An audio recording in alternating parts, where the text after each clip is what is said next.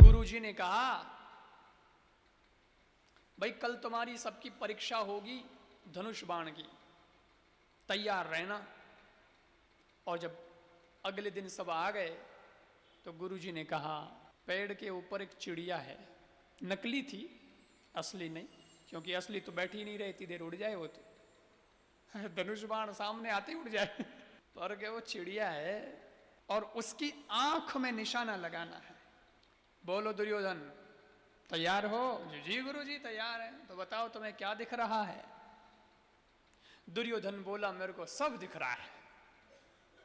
क्या दिख रहा है? अरे बोले, पेड़ दिख रहा है, डालियां दिख रही है, पत्ते दिख रहे हैं, फूल दिख रहे हैं, फल दिख रहे हैं, आसमान दिख रहा है, बादल दिख रहे हैं।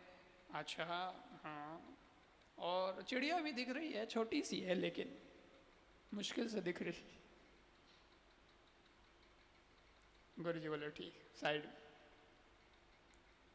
युधिष्ठिर जी को भी पूछा, भीम नकुल को भी पूछा। भीम ने कहा कि चिड़िया को गिराने की क्या जरूरत है गुरुजी, मैं तो पूरे पेड़ को ही गिरा दूंगा, तो चिड़िया अपने आप गिर जाएगी वो तो भीम है। अरे गुरुजी बोले साइड।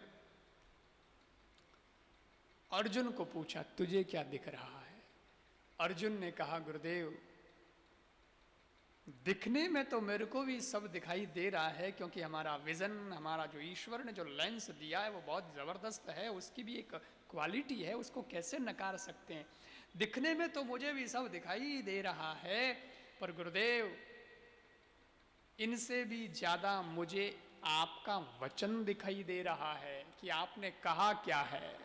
मेरे को तो वो लिखा हुआ सामने हवा में दिख रहा है, गुरुजी ने क्या कहा, गुरुजी ने क्या कहा। और गुरुजी ने कहा चिड़िया की आंख में निशाना लगाना है, इसलिए अब दूसरा टारगेट कोई नहीं है, चिड़िया की आंख ही मेरा टारगेट है, मुझे केवल चिड़िया की आंख दिखाई दे रही है।